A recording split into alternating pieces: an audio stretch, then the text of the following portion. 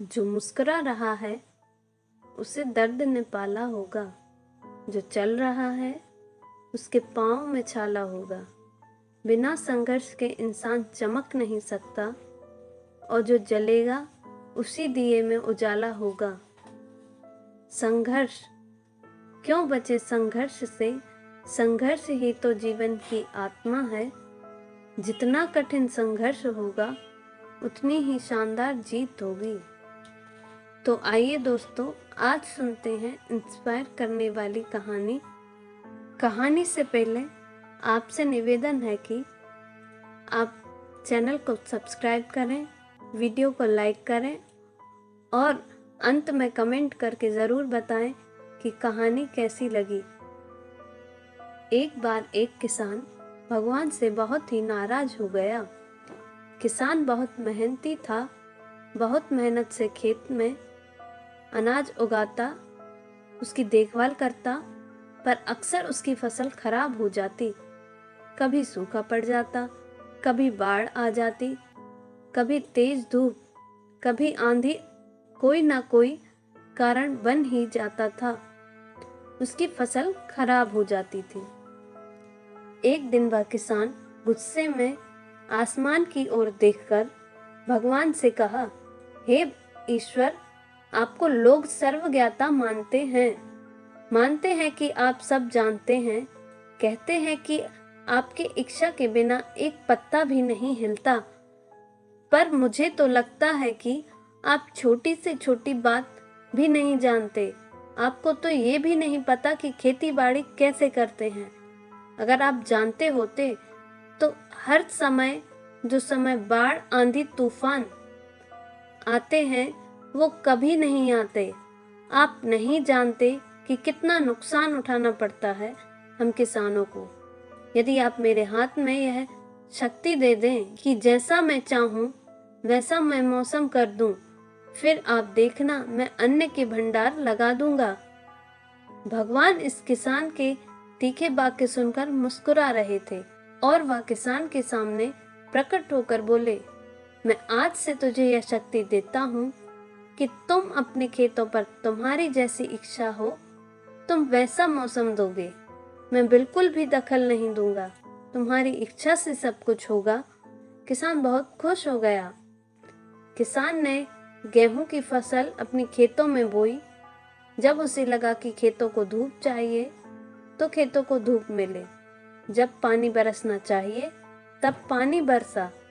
आंधी, तूफान, बाढ़ कुछ भी उसने अपने खेतों पर आने नहीं दिया। किसान ने खेत में इस वर्ष ऐसी फसल हुई जैसे कभी नहीं हुई थी।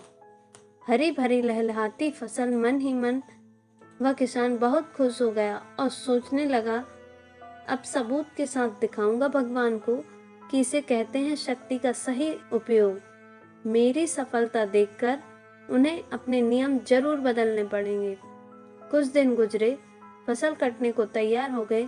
किसान बहुत उत्सुकता के साथ फसल को काटने लगा, पर जैसे ही उसकी नजर गेहूं की बालियों पर गई तो उसने अपना सिर पटक लिया और वह रोने चिल्लाने लगा। गेहूं की एक बाली के अंदर गेहूं का एक दाना भी नहीं था। सारी बालियां अंदर से खाली थीं। किसान बहुत दुखी हो गया। उसने भगवान को रोते हुए पुकारा, हे भगवान, तुमने ये मेरे साथ क्या किया? क्या तुमने मुझे कोई सजा दी? भगवान बोले, पुत्र, ये तो होना ही था। तुमने पौधे को संघर्ष करने का मौका ही कहाँ दिया। ना तो तुमने उन्हें आंधियों से जूझने दिया, ना तेज बारिश से सहने दिया और ना ही धूप में तपने दिया। एक भी चुनौतियों का सामना तुमने उन्हें नहीं करने दिया।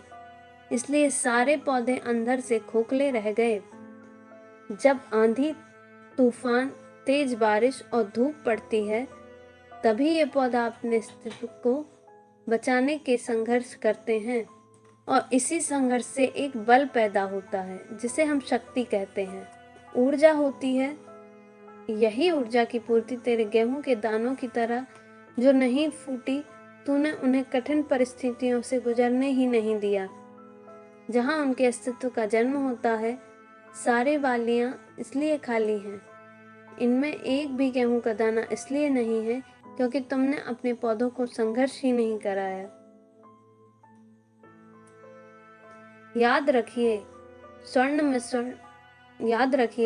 स्वर्ण में सर्वगीण आभा तभी आती है जब वह आग में तपने, गलने और हथौड़ों से पीटने जैसे संघर्षों से गुजरता है।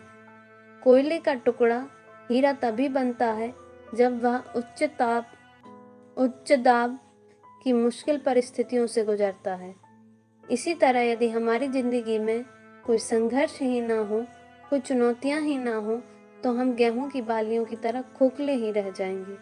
कोई अस्तित्व नहीं होगा हमारा। विश्वास करना कि आप और अधिक निखर जाओगे और अधिक मजबूत बन जाओगे। किसी ने कितना ही सही कहा है, जिंदगी जीना आसान नहीं होता, बिना संघर्ष के कोई महान नहीं होता। जब तक न पड़े हथौड़ों की चोट, तब तक पत्थर भी भगवान नहीं होता।